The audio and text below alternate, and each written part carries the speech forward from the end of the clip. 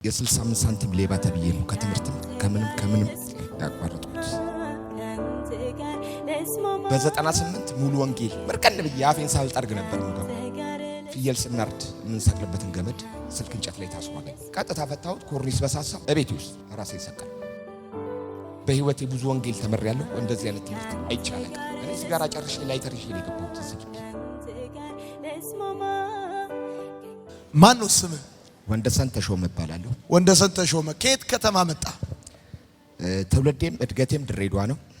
አዲስ አበባ ከገባሁ 15 ዓመቴ ነው እና ከመጀመሪያ ህይወቴ የ65 ሳንቲም ሌባ ተብዬ ነው ከትምህርትም ከምንም ያቋረጥኩት።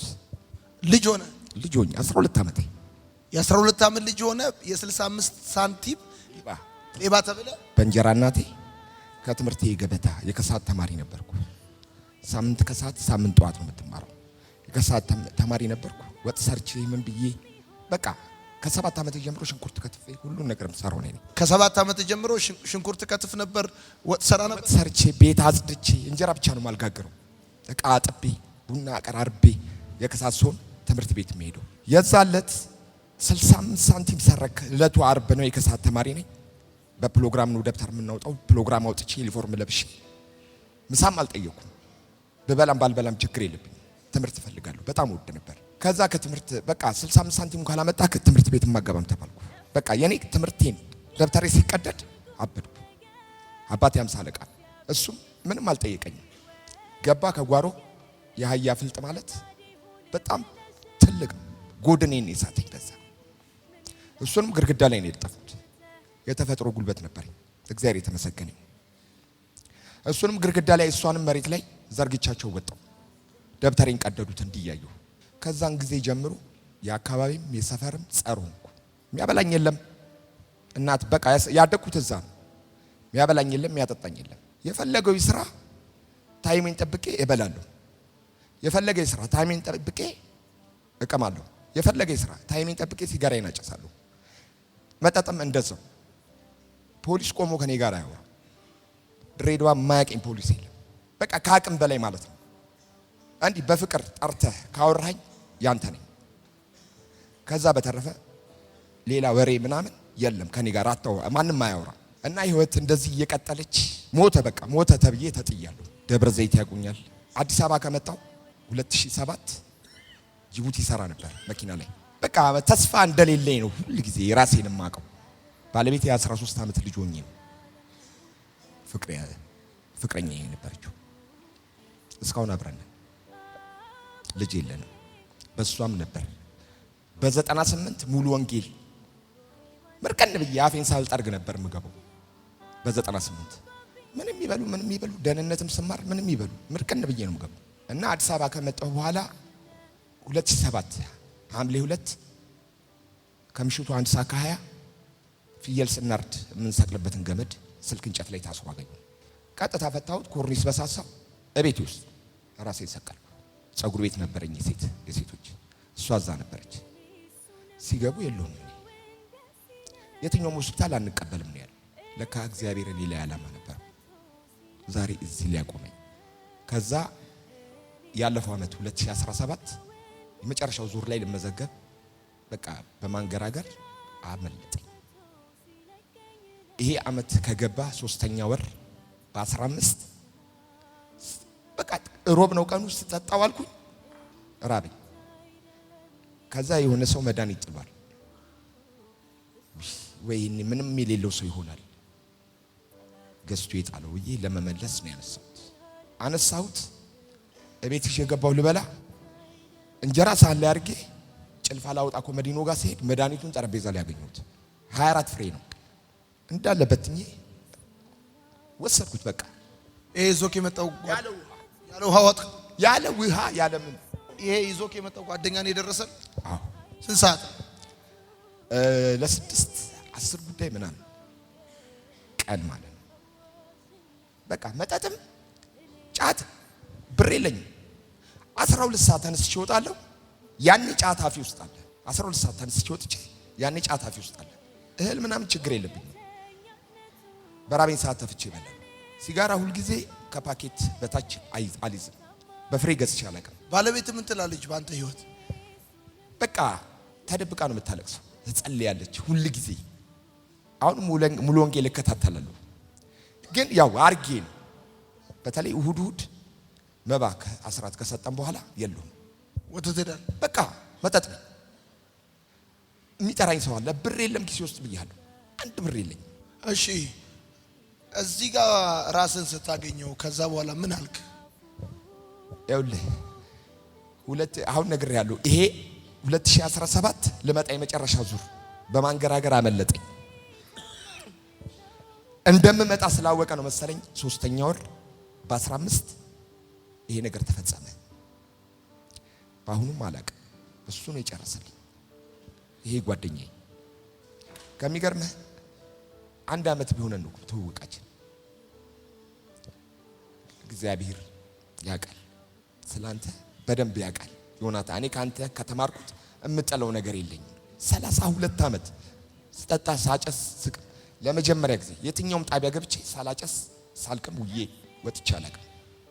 ትልቁ ስሬ 3 ወር ከ12 ቀን ትልቅ የታሰርኩት፣ እሱም 2 ጥርስ ሰብሬ። ችግር የለብኝም ሰው ለመንታት።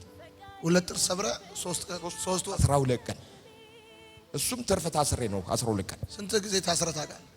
ምን እኔ ሲጀመር ጠዋት ማታ ታስሬ ጠዋት እወጣለሁ። ጠዋት ከተያዝኩ ከሰዓት በኋላ እለቀቃለሁ። ተመልሼ እዛው ነኝ። አባቴ 50 አለቃ ነው ብያለሁ። እሺ ሾመ ሲባል ይታወቃል። የትኛውን ትምህርት ወደድክ? ዮኒ እምጠለው ትምህርት የለኝም ካንተ። በህይወቴ ብዙ ወንጌል ተመሬያለሁ። እንደዚህ አይነት ትምህርት አይቼ አላውቅም። ምንም ሳላቅማማ ሁሉም ተመችቶኛል። ግን ለወደፊቱ ራሴን ለመመለስ ካገኘሁት የዛሬው ትምህርት የንስሩ በጣም በሚገባ ለእኔ ጋር በጣም ስራ አለው። አሁንም ስሄድ ምንም የለኝም። ከቻልክ መጽሐፍ ቅዱስ ብቻ እንድሰጥ ፈልገው። ካሁን በኋላ ማንነቴ ራሴ። እውነት ጥሩ ነገር አግኝቻለሁ። እግዚአብሔር የተመሰገነ። እህት ወንድሞቼ፣ እኔ ያለፍኩበትን ለዓለም ጫትም ስንይዝ ሲጋራም ስንይዝ መጠጡንም ስንይዝ እንደኛ ጀግና የለም። ግን ሳናቀው አንድ ቀን ነው ራሳችንን የምናገኘው። ያ ቀን ለኔ ይሄ ነው። እኔ ሲጋራ ጨርሼ ላይተር ይዤ የገባሁት እዚህ ግቢ። ላይተር ያሁኑ ጊዜ ውስጥ ነው ያለው እና ምን ልፈልጌ ነው ለመጀመሪያ ችዬ የተቀመጥኩት እዚህ ነው። በመጀመሪያ ሰላም ፈቀደ ግርማ ባለቤቴ፣ እስከ ዛሬ ላረኩሽ ነገር ሁሉ ይቅርበኝማ። በጣም ነው የምወድሽ እህቴ ባል፣ ሁለታችሁም ይቅርበሉ። ጓደኛዬ በጣም ነው የምወድህ። እግዚአብሔር ላንተም ያላሰብከውን ነገር ያርግልህ። በተረፈ ደግሞ ምስጋና ታደሰ፣ መስፍን ዘለቀ ስለ ወደፊቱ ስለ ማንነቴ ራሴን አውቄ እንድኖር ስለገፋፋችሁ እግዚአብሔር ባላችሁ ላይ ይጨምርላችሁ። ስለ ሁሉ ነገር እግዚአብሔር ወረታውን ይክፈላችሁ። እኔ ምንም አቅም የለኝም። ስለ ሁሉ አመሰግናለሁ። ይሁንዬ በተረፈ አንተንም አመሰግናለሁ። እሺ ቆይ ና እስቲ ጓደኛው ነው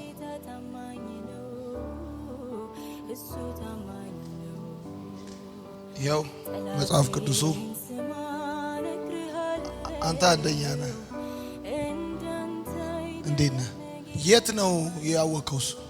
ሰፈር ነው ተከራይቼ የምኖርበት አካባቢ እዛ ነው ማውቀውና እንደዚሁ አጋንንት የሚጫወትበት ሰው ነው። እግዚአብሔር እንደሚያስመልጠው ግን በደንብ አውቅ ነበረ። አሁን ቀጣይ ምን መሆን አለበት ብለህ ታስባለህ? እንዴት ነው መሆን ያለበት? አሁን መስፍን ያለው ሰውዬ ጎረቤቱ ነው ዘመዱም ነውና በጣም መልካም ደግ ሰው ነው። እሱን ስራ ለማስጀመር በጣም በቃ የፈለግከውን ቢዝነስ ፕላን ፈልግና አምጣ ለመርዳት ሞክራለሁ ነው የሚለውና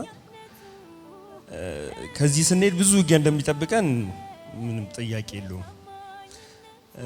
ጸንቶ እንዲቆም ሁላችንም እንጸልያለን። እናቴ ጸልያን ይላከችኝ ይሳካልሃል። እሱን ይዤ እንደምመጣ ስለምታውቅ ማለት ነው። አታውቀውም።